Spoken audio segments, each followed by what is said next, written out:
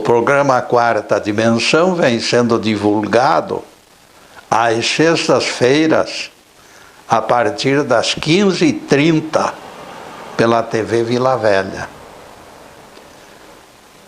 Certo dia, lá no ano 2017, eu cheguei apressado na TVM, onde tinha programa.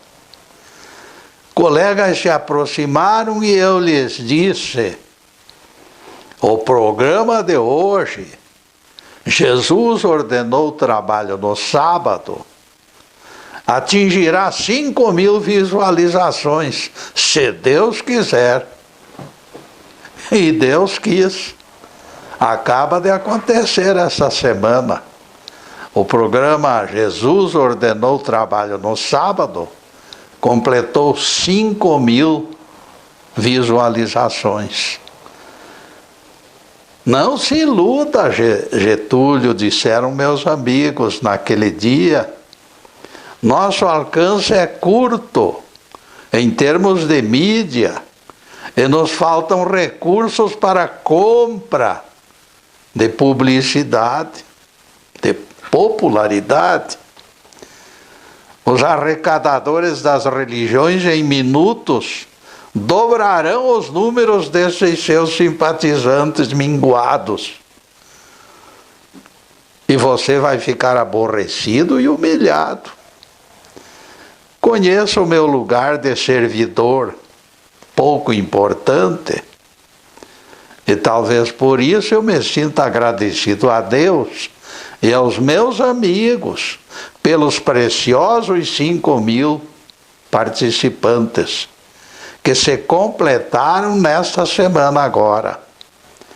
Cada um de vocês será objeto eterno das minhas intenções de preces ao Pai das alturas, porque eu estou bastante agradecido por isso. O tema de hoje será duplo sentido, pregador exaurido. Como tantas outras expressões de múltiplos significados, a palavra ressurreição pode ser utilizada em variadas ocorrências. Cada corrente interpreta o termo com atenção, com adendos também. Alguns mal-intencionados tentando disfarçar claros objetivos. No dicionário, o verbo suscitar significa fazer nascer ou aparecer. Bastará acrescentarmos o prefixo re, e formaremos as palavras renascer ou reaparecer. O verbo suscitar, escrito após o prefixo re, ao compor a palavra ressurreição, acende a chama das controvérsias. Espírito desencarnado se materializa, mas parte do grupo não aceita o fenômeno como ressurreição.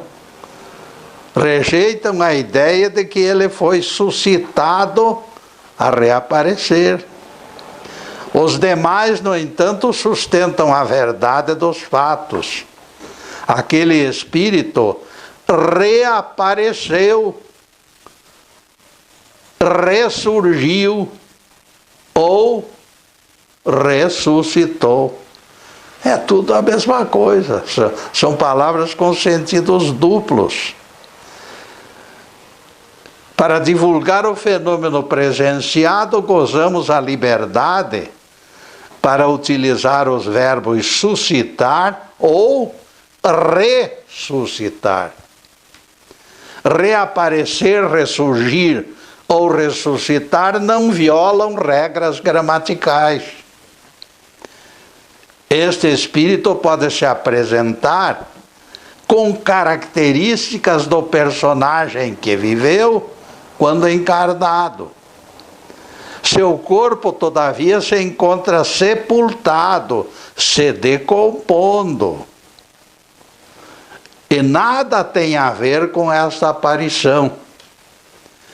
O que reaparece ou ressuscita aqui ou acolá é tão somente o espírito. Percebam que, quando faço tal afirmação, não me afasto das páginas da Bíblia. Moisés e Elias já eram desencarnados quando reapareceram diante de Jesus. Mas para Pedro, para Tiago e para João, no Monte da Transfiguração, vocês encontram no Evangelho. O Evangelho mostra Moisés e Elias ao vivo e a cores, para ninguém botar defeitos. O apóstolo Pedro sugeriu a armação de tendas para agasalhá-los. Tão forte foi a impressão de que aquilo era realmente algo presente. Se queres, farei 3 tendas, disse Pedro a Jesus. Uma delas para ti, outra para Moisés e outra para Elias. Está lá em Mateus 17, versículo 3. Atribuímos a sugestão de Pedro ao nervosismo. Ele estava no auge do nervosismo. Pedro estava perplexo, sem compreender como Elias e Moisés fugiram do cemitério. Como se fosse o corpo que apareceu para eles. Não tem nada a ver. Hoje podemos dizer, com base no dicionário, que Moisés e Elias ressuscitaram. Eles foram suscitados a reaparecer. O registro no Evangelho da aparição de Moisés e Elias virou pedra no sapato dos teólogos. Tentando tapar sol com peneira, eles fabricaram solução esdrúxula. A teoria deles aponta Moisés e Elias hospedados por antecipação na morada divina. Eles já viviam no céu. Diferentemente dos demais falecidos, Deus fez acepção de pessoas, permitindo que Moisés e Elias subissem diretamente, como foguetes.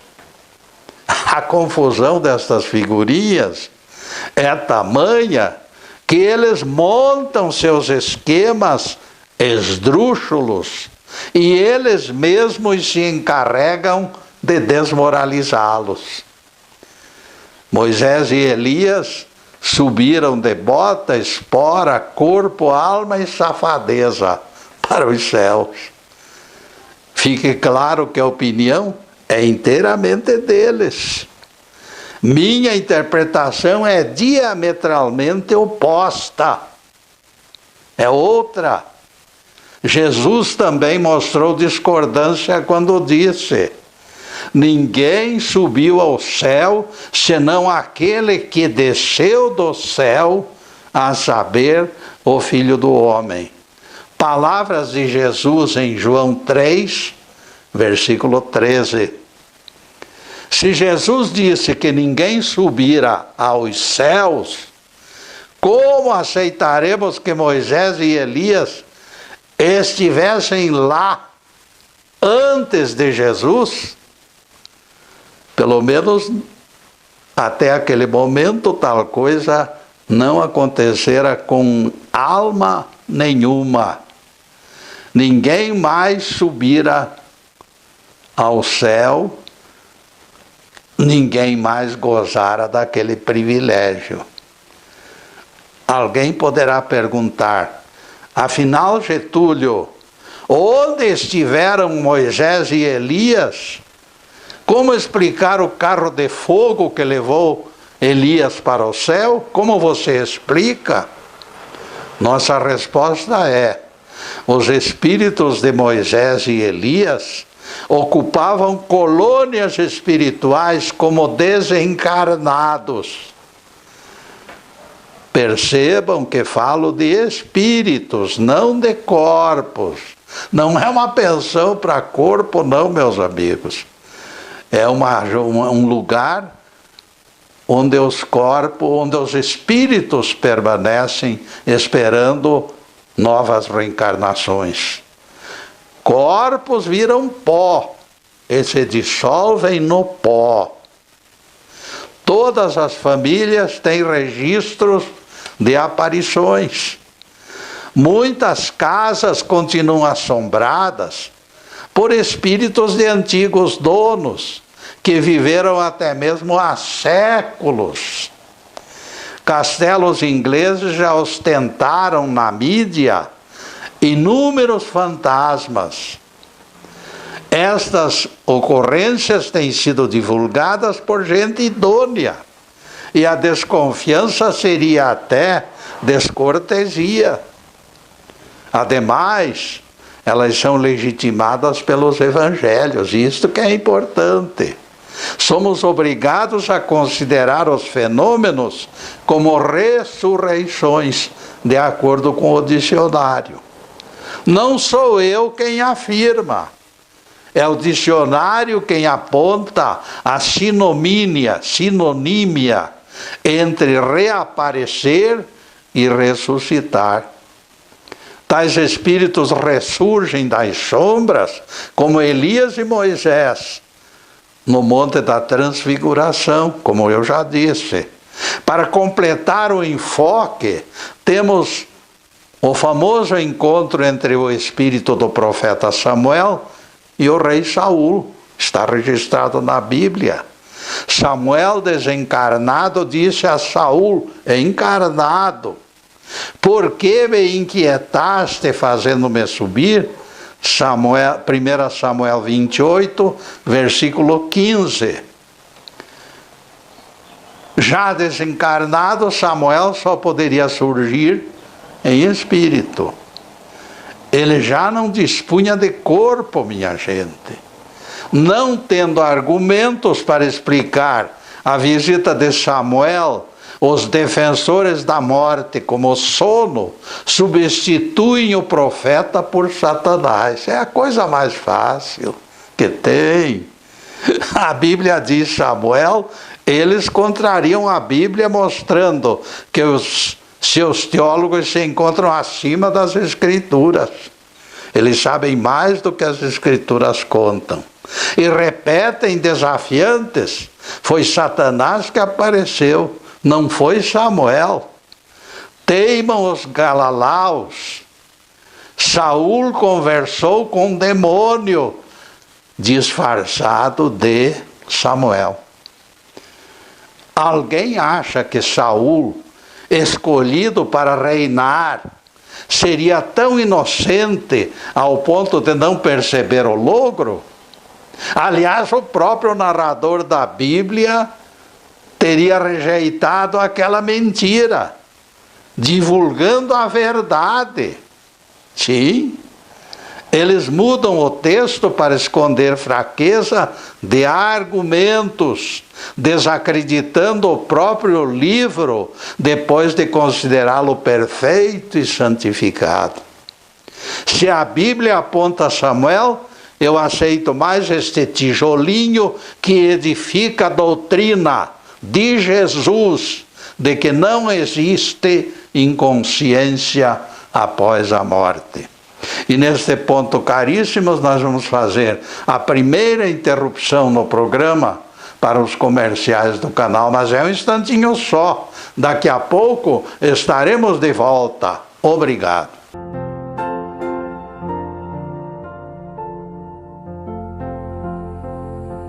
Estamos no segundo bloco do programa Quarta Dimensão. Por gentileza de bons amigos, nosso site se encontra na telinha. E ninguém esqueça, as centenas de palestras no YouTube e no Facebook Live TV PG. Por favor, nos ajudem na divulgação desses trabalhos. Dentre nossas palestras, Jesus ordenou o trabalho no sábado. É campeã de visualizações em nosso campo aqui. Não deixe de assisti-la você também, para nos prestigiar. Valerá a pena tomar conhecimento das revelações inéditas que lhes oferecemos sobre os 10 mandamentos. É um assunto muito importante. O programa Quarta Dimensão é gravado nos estúdios Fernando Martins e transmitido ao vivo pelo Facebook Live TV Ponta Grossa. Agradecemos ao Fernando e ao Zube pela cooperação inestimável que nos tem trazido legião de novos amigos. E agora a continuação do tema: duplo sentido, pregador exaurido. O duplo sentido das palavras tem produzido confusão, amigos. Neste particular, as contradições geram descontentes e desencontros também. Vamos analisar 2 textos do apóstolo Paulo. Paulo, apóstolo, não pelos homens, mas por Jesus Cristo, que o ressuscitou dentre os mortos. Gálatas 1, versículo 1. Anotem que, neste primeiro trecho, Paulo se declara ressuscitado dentre os mortos. No segundo texto, ao contrário, ele manifesta incerteza de que alcançar a ressurreição. Vejam só. Mas se ele já afirmou anteriormente que Jesus o ressuscitara dentre os mortos, qual o motivo da dúvida? Percebam suas palavras, para ver se de algum modo conseguirei chegar à ressurreição dos mortos. Escreve Paulo em Filipenses 3, versículos 11 e 12. Se na primeira manifestação ele se considera ressuscitado, como explicar a dúvida? O problema se encontra no duplo sentido da palavra ressurreição. No primeiro texto, Paulo afirma que deixara de ser morto-vivo, dominado pela violência daquele Saulo perseguidor, que ele fora. No outro texto, ele se refere à ressurreição do juízo final, no qual ele não se atrevia a alardear salvação, como fazem pregadores levianos por aí. Este duplo sentido das palavras nas Escrituras favorece interpretações tendenciosas e interesseiras. O vocábulo morto também suscita duplo sentido. Vejam só. Deixai aos mortos o cuidado de enterrar seus mortos. Vejam como é complicado isso aqui. Deixai aos mortos o cuidado de enterrar seus mortos. Jesus entregou tarefa de enterrar desencarnados prioritariamente aos mortos-vivos que dispõem de tempo. Não tem nada o que fazer. Jesus proferiu esta frase para dissuadir candidato a discípulo que tentava adiar tarefa para assistir a enterro na família dele. Isto nos ensina que obreiros se obrigam a priorizar o reino de Deus acima de todos os demais compromissos. Primeiro as coisas divinas, as outras ficam para depois. Adiar tarefas sagradas imprime no vivente o engano da morte, embora respire e caminhe. Percebam quão inúmeros significados ostentam os vocábulos. Infelizmente, este fato perturba e distrai intérpretes. Exaure os seus conhecimentos. O estudioso desatento acaba fazendo gol contra. Acaba confundindo alhos com bugalhos. O livro Gênesis nos fornece exemplo deste perigo. Aquela ameaça de Jeová de que Adão e Eva seriam mortos se comessem daquela árvore, configura outro exemplo clássico. De todas as árvores do jardim comerás, mas daquela do conhecimento do bem e do mal não comerás. Porque no dia em que dela comerdes, com certeza morrerás. Gênesis 2, versículos 16 e 17. No mesmo dia, os dois bateriam com as 10. Bateriam os pés no caixão. Observem o teor da ameaça. No dia em que comerdes, com certeza morrerás. Aparentemente estamos diante de um blefe. A própria Bíblia fala que Adão e Eva se serviram da árvore e não morreram na medida da ameaça divina. Será que Jeová esqueceu a execução dos culpados? Será? Não, amigos. Tudo foi questão de duplicidade do significado da palavra morrerás. A confusão se encontra outra vez no sentido duplo daquele termo. Nesta passagem, morte significa expulsão ou exílio para outro mundo, como realmente ocorreu com a raça adâmica. Abandonar planeta Éden, que estava sendo promovido na época, ao encontro de outro primitivo como era a nossa terra, significa o quê? Significa a morte. Este foi o puxão de orelha de Jeová sobre Adão e Eva. Passar do bem bom para o péssimo equivale morrer. Morte foi o termo cabível e adequado. Portanto, em nossa interpretação, Jeová não blefou. Ele falou a verdade, só que em termos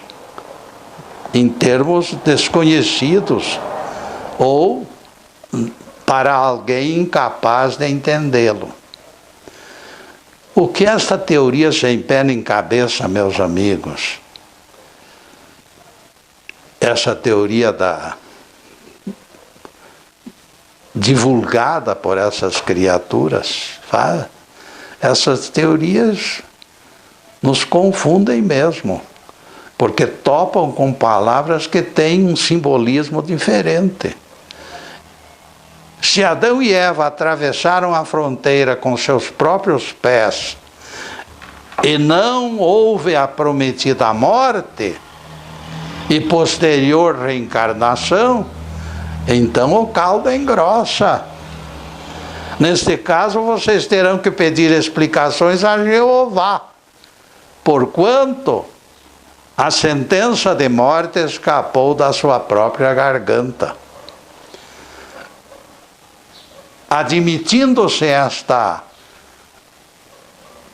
menção, Jeová teria disparado falsa ameaça de morte e falseado a verdade dos fatos. Jesus se tornaria mentiroso na versão dos catedráticos. Jeová se tornaria mentiroso na versão dos catedráticos. Para impedir divulgação de que Adão e Eva morreram no Éden e depois reencarnaram na Terra, a teologia preferiu abandonar a defesa de Jeová. O casal não morreu coisa nenhuma. A predição de Jeová falhou. E isto, somado ao dito na Bíblia, garante a longevidade de Adão. Percebam a longevidade de Adão. Os dias de Adão foram 930 anos. Gênesis 5, verso 5. Para quem morreu naquele dia que comeu o fruto, é bastante tempo, hein? Morrerás com certeza, disse Jeová, marcando local e ocasião. Ao contrário da ameaça, Adão viveu 930 anos. Será brincadeira dos teólogos? Não pode existir dúvida. Deus não falava da morte física. Outra vez ocorreu duplo sentido de vocábulo. A raça adâmica foi expulsa do Éden e passaria a comer o pão adquirido com o suor do rosto. A morte, no caso, foi a expulsão dos adâmicos para a terra. Eles sofreram a morte, mudando para um planeta primitivo como o nosso. E neste ponto, caríssimo, nós vamos fazer mais uma pequena interrupção no programa para os comerciais do canal. Mas é um instantinho só. Daqui a pouco estaremos de volta. Obrigado.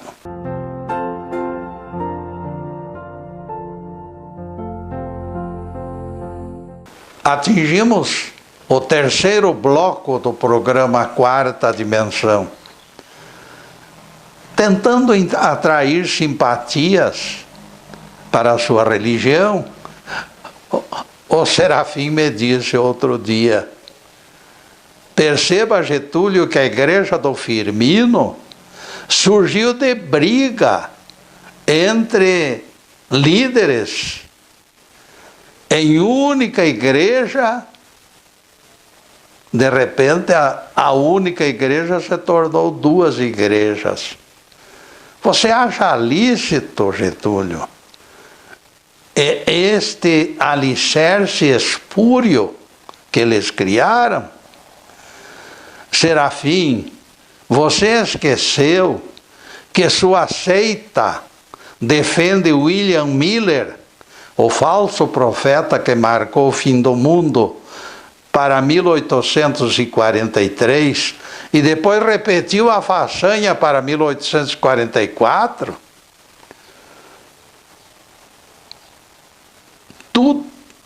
Tudo será uma coisa criada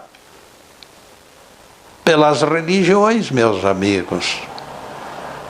As religiões têm suas origens, e essas origens podem não ser muito sérias. Esses dois exemplos do questionário, quem possui telhado de vidro deveria não jogar pedras na cobertura do vizinho. Ambos se encontram igualmente longe da verdade. E depois desse pinguinho de doutrina, o nosso tema: duplo sentido, pregador exaurido. O time liderado pelo casal edênico caiu para a segunda divisão, meus amigos. É uma ilusão pensar o contrário. Times que não se sustentam são rebaixados. Alunos repetentes nas escolas não acompanham os adiantados. Espíritos que se atrasam seguem para o exílio em outros planetas. Todos caem para a segunda divisão. Não serve na primeira divisão, cai para a segunda. O Apocalipse é claro. Quanto, porém, aos incrédulos, aos covardes, aos assassinos, aos impuros, aos feiticeiros, aos idólatras e aos mentirosos, sua parte será no fogo e enxofre, a saber, a segunda morte. Apocalipse 21, versículo 8. Abrirão os olhos e reconhecerão o planeta que eles mereceram. Haverão inúmeras reprises do acontecido no Éden, amigos. Lago de Fogo é planeta primitivo, não tem nada de inferno, não. Lago de Fogo é viver sem disciplina e sem lei. Lago de Fogo é a escravização dos fracos pelos fortes, o chicote do feitor, a solidão dos cárceres. Lago de Fogo é saudade do recanto paradisíaco que se perdeu. É insegurança de terra estranha. Quem for expulso do planeta azul, meus amigos, realmente vai comer fogo. É por isso que o Apocalipse fala em segunda morte. É por isso que o Criador disse ao casal Adão e Eva: se comeres da árvore que está no meio do jardim, com toda certeza morrerás. E eles morreram no Éden e reencarnaram na Terra. Essa é a teoria nossa.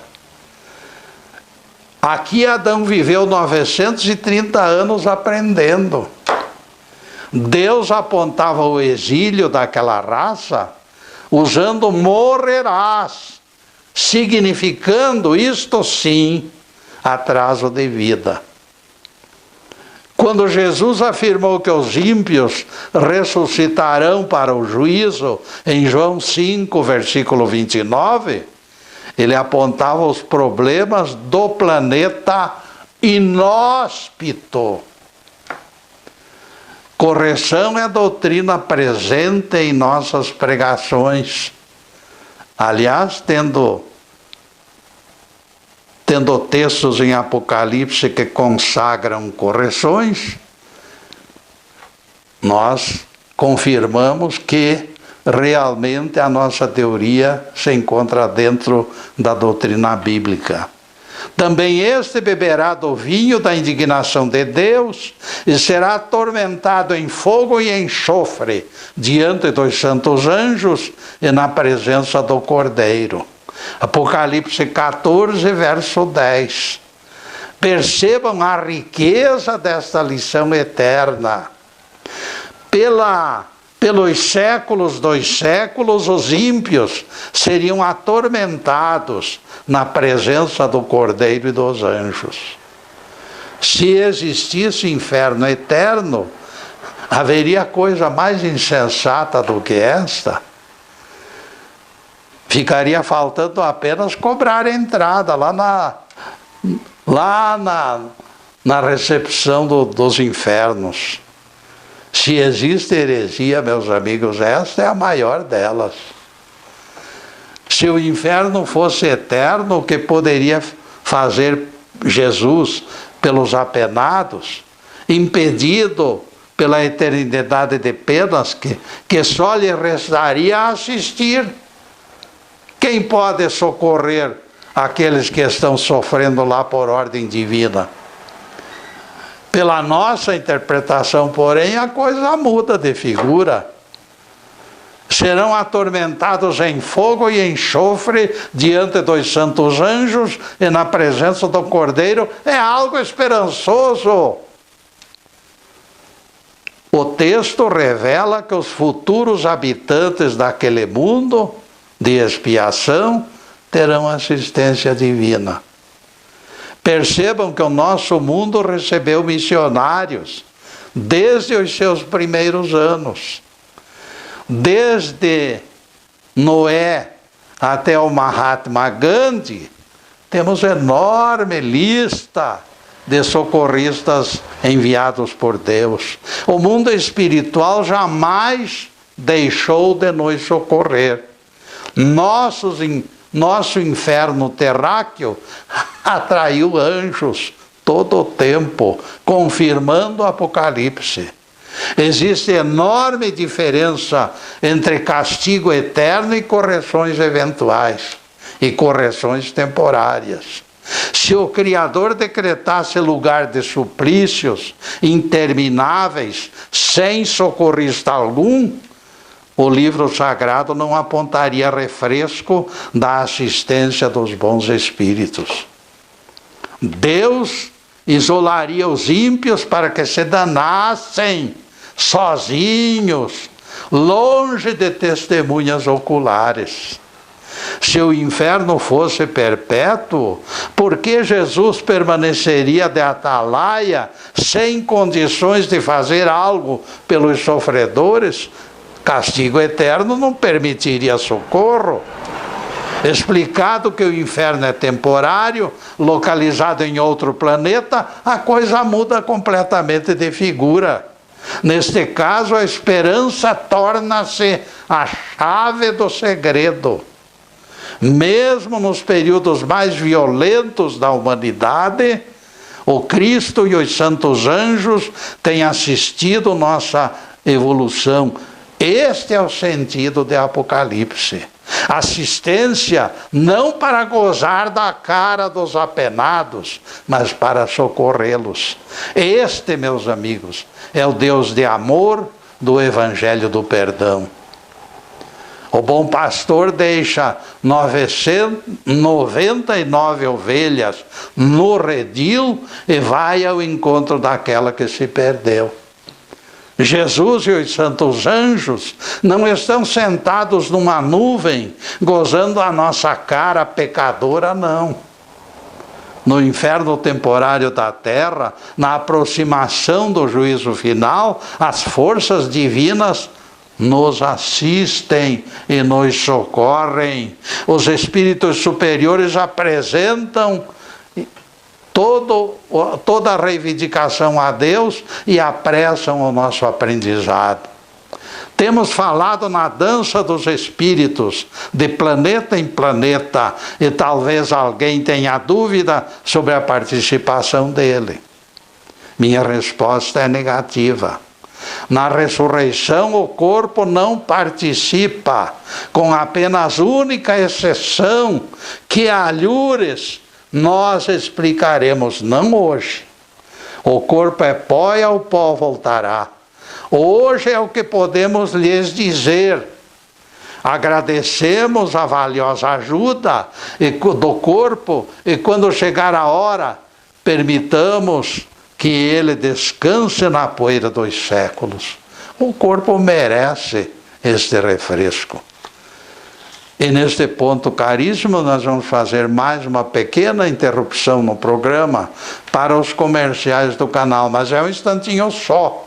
Daqui a pouco estaremos de volta. Obrigado.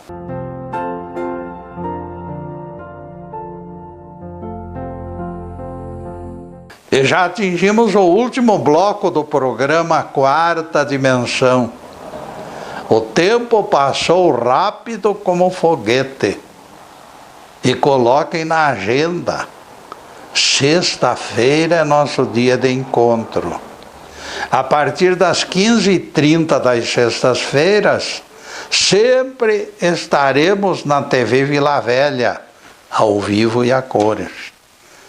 Na próxima sexta-feira focalizaremos outro tema ligado à Bíblia e especialmente aos Evangelhos. Em seguida, os últimos questionamentos sobre o assunto de hoje, duplo sentido, pregador exaurido. E a ressurreição de Lázaro? Perguntará alguém, ela terá ocorrido somente em espírito? Opa! A ressurreição de Lázaro, meu amigo, foi acontecimento especial. Lázaro nasceu missionário para ressaltar a obra de Jesus. Ele permaneceu sepultado durante 4 dias para ensejar o fantástico prodígio. O alto grau de descrença humana exigia lastro excedente que garantisse a aceitação 100%. Tornava-se indispensável varrer desconfianças, realizando algo maravilhoso fora das leis naturais. De longe o Nazareno velou pelo corpo do amigo, afastando a poluição. O Evangelho de João 11, versos 3 e 4, nos revela: as irmãs de Lázaro mandaram dizer a Jesus: está enfermo aquele que amas. Prestem atenção na resposta do Mestre, porque aqui se encontra muita coisa velada. Vejam o que Jesus disse: esta enfermidade não é para a morte, sim para a glória de Deus, para que o Filho do Homem seja glorificado por ele. Nosso Rabi confirma o que nós adivinhamos. Palavras claras: esta enfermidade não é para a morte. Afirmando que a doença de Lázaro não surgira para matá-lo, Jesus define a finalidade. A doença não era para matá-lo, portanto Lázaro praticamente não morreu. O espírito de Lázaro permanecera ligado ao corpo como em transe. O mestre não diria que a enfermidade não era para a morte se o corpo do amigo ficasse desligado 4 dias. Ele teria morrido, contrariando a palavra do Cristo. Se todas as ligações fossem cortadas, quem poderia dizer que Lázaro não morreu? Mas Jesus disse que ele não morreu, porque a enfermidade não era para a morte. Se todas as ligações, meus amigos, vejam só, é uma coisa muito clara e eu gosto de colocar tudo no seu devido lugar. No versículo 11, Jesus confirma a nossa hipótese. Nosso amigo Lázaro adormeceu, mas eu vou despertá-lo. Adormecer não é morrer. Eu acho curioso o comentário de pregadores quando dizem que Lázaro cheirava mal, porque fora sepultado há 4 dias. Não foi Jesus quem disse tal coisa, meus amigos. Se fosse Jesus, eu acreditaria nisso, mas não foi. Conjetura de Marta, baseado nos 4 dias de sepultamento, não significa que cheirasse mal. Garanto que ninguém sentiu bafo de coisa mortífera. Jesus afastou impurezas do corpo de Lázaro. De longe. Quem lê o Evangelho em profundidade encontra provas de que o Mestre cuidou de Lázaro e retardou encontrá-lo o quanto pôde. Quando tomou conhecimento de que Lázaro se encontrava doente, ainda permaneceu 2 dias onde estava. Está lá em João 11, versículo 6. Ele não se mexeu do lugar, ficou ainda 2 dias. E Lázaro não morreu. E Lázaro não morreu por isso, não. Esta falta de pressa de Jesus demonstra a evidente estratégia. Era muito importante que o corpo esperasse para valorizar o prodígio ainda mais. Lázaro é, portanto, meus amigos, um caso especial. Você acha que a sua ressurreição justifica túmulos se abrindo e corpos se erguendo? O corpo é pó e ao pó voltará, é o que diz a Bíblia. Os produtores de filmes de assombração que se apossem dessas ideias mórbidas. Eu me afasto delas. Deixemos que os corpos se decomponham no pó tranquilamente. O apóstolo Paulo fala com clareza: o que se semeia é corpo animal, o que se ressuscita é corpo espiritual. 1 Coríntios 15, versículo 44. O corpo animal está contido no espermatozoide do homem. O corpo físico agasalha o espírito, pressiona o espírito, faz guerra ao espírito, mas termina retornando ao pó. Jesus disse a Nicodemos: o que é nascido da carne é carne, o que nasce do espírito é espírito. João 3, verso 6. Quem não nascer da água e do espírito não pode entrar no reino de Deus. João 3, versículo 5. A água foi trazida como símbolo do corpo, porque 80% do corpo é água. Tales de Mileto, já no seu tempo, apontava na água a expressão da vida. O corpo, constituído essencialmente de água, só podia ter na água o seu símbolo. Apontando o nascimento pela matéria e pelo espírito, Jesus não terá encarecido a presença do corpo, Getúlio? Perguntará alguém curioso. Sem dúvida nenhuma, este foi o sentido das palavras de Jesus. Ninguém progride sem análise das reações dos apetites do corpo de carne. Somente a parte física oferece medidores da nossa gula, da nossa sensualidade e da nossa capacidade de resistir às tentações. Quem não nascer da água e do Espírito, portanto, não entrará no reino de Deus. João 3, verso 5. E isto de evolução no purgatório é balela. A água é aquela parte vulnerável da nossa personalidade que está sujeita aos apetites. É símbolo da matéria física que nos cabe vencer. Esta água citada por Jesus é o corpo que treme e se agita, recebendo 1000 sugestões do ambiente em que vive. Para definir o espírito, ao contrário, Jesus apontou o vento na sua trajetória imprevisível. Podemos ouvi-lo, seguir-lhe a murmuração no balanço dos ramos, mas ninguém conseguirá descobrir sua origem.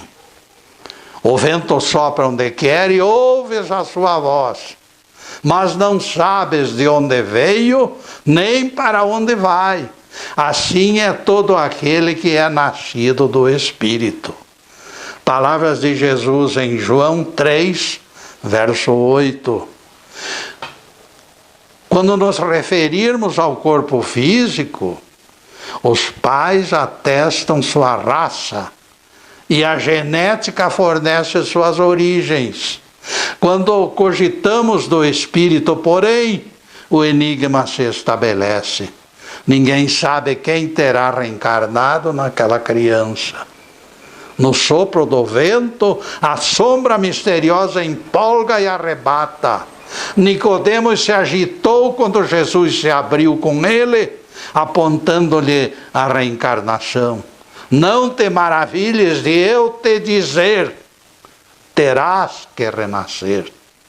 Ninguém conhece a entidade que anima o corpinho frágil.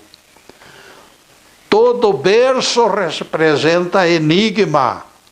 Este mistério é segredo, escondido das mãos do Pai Eterno. Louvado seja Deus.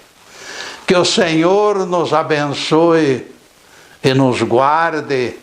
Que o Senhor faça resplandecer o seu rosto sobre nós e tenha misericórdia de nós. Que o Senhor sobre nós levante o seu rosto e nos dê a paz.